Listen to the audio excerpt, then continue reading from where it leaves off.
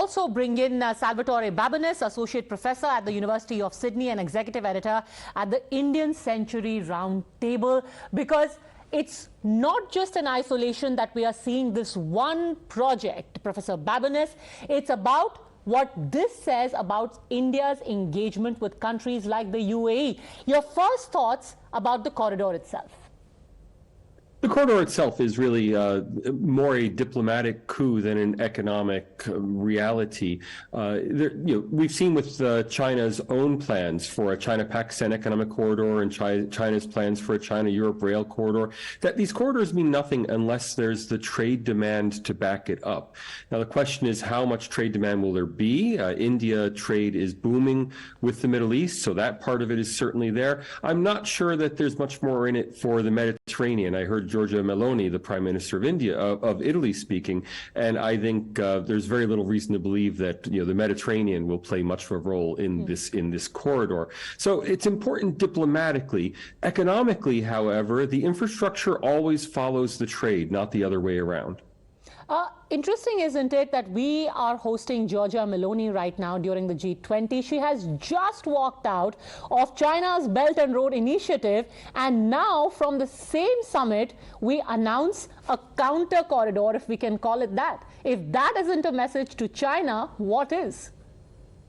Giorgia Meloni will also be hosting, well, assuming she stays in office, will also be hosting the next G7 meeting. And I think that's really the one to watch. India has been an observer at the G7 for several years now. It's quite possible that under Giorgia Meloni, India will be invited to join the G7 as a formal member. I think that's probably the most important thing to be looking at in India-Italy relations. After all, India's big win in this G20 summit was including the African Union in a full sense, in a sense of full membership in the G20. Well, I think her ploy for closer relations with India might be to push for Indian membership in the G7 when the G7 meets in Rome. What do you make of the fact that we managed to get together the European Union, United States, Saudi Arabia, all together in order to make this corridor?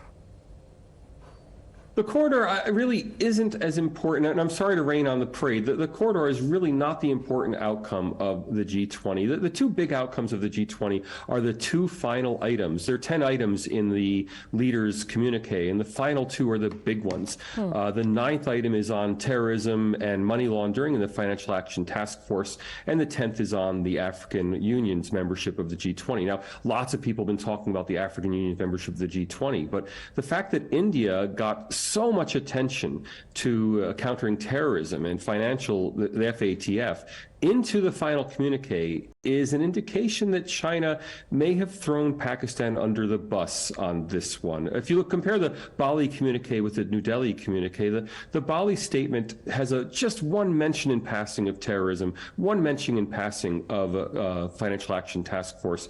This time it's an entire section, 1/10 of the communique, and terrorism is front and center of that. So I think there's much more here to focus on than this new corridor. Since you spoke about the major outcomes of the G20 declaration, could you also reflect for a bit on what it says about Ukraine, where it says, concerning war in Ukraine, all states must act in a manner consistent with purposes and principles of UN Charter in its entirety. Apparently, there was a bit of a quibble that Russia and China had with para 4 and 5, but ultimately, everyone agreed. Not anyone thought possible that a joint communique would come at the end of the summit, but it has. It reiterates the language of the Bali Declaration. Now, there was one exception made to the Bali Declaration. We don't know who that was, but we presume it was Russia.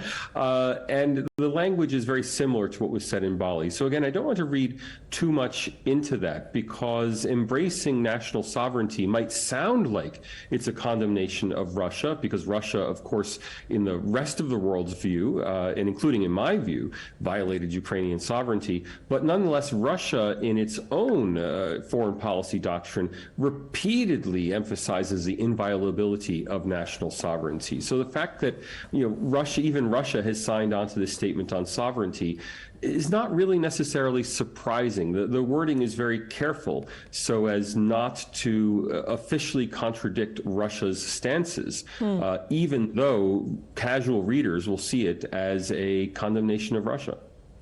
Professor Babones, everyone right now, of course, is focusing on the G20 summit, the joint communique. Looking ahead, though, there is another series of very important engagements, because that is when the Prime Minister is going to be holding meetings with Crown Prince of Saudi Arabia. What do you make of the fact that Prime Minister Modi himself has been on a number of visits to the Middle East, and now we have him, after having him as guest of honor at the Republic Day parade, again here on a state visit? Why the importance? Well, I think we have to put this in context. At the birth of Saudi Arabia, its army was officered by Pakistani army officers. When Pakistan developed its nuclear bomb, it was widely viewed around the world as the Muslim bomb, and it was widely viewed that it had been developed with money from Saudi Arabia. The idea was that Pakistan's nuclear bomb was a Saudi bomb by proxy. Now, that is all gone. There is no longer any hint of a suggestion that Pakistan and Saudi Arabia have any kind of military alignment other than pure courtesy of senior officer visits. So the fact that Saudi Arabia is now very publicly aligning with India on the international stage, well, it is epic as a complete reconfiguration of the Middle East when it comes to the India-Pakistan conflict. Over the years, Pakistan has simply assumed it could call on Gulf Arab countries and later, when they became rich, Gulf Arab money to support its activities, and that's clearly no longer the case. But wouldn't it be a little premature to say that Saudi Arabia, in a way, has given India preference over Pakistan? No, it's not premature, because the whole point is that even if Saudi Arabia simply acts as a neutral party in the India-Pakistan historical conflict, that's a massive win for India. Simply Saudi Arabia not actively backing Pakistan means that India has already won, because India is not looking for backing, right? India is not looking for a Saudi alliance. India is not looking for any kind of military or security relationship with Saudi Arabia. The India-Saudi relationship is based entirely on economics, diplomacy, on trade, on purely on friendly relations between countries. If India simply has friendly relations with Saudi Arabia, India has already won. Professor Salvatore Babones, thank you very much, as always, for speaking to us. Interesting days ahead indeed. Let me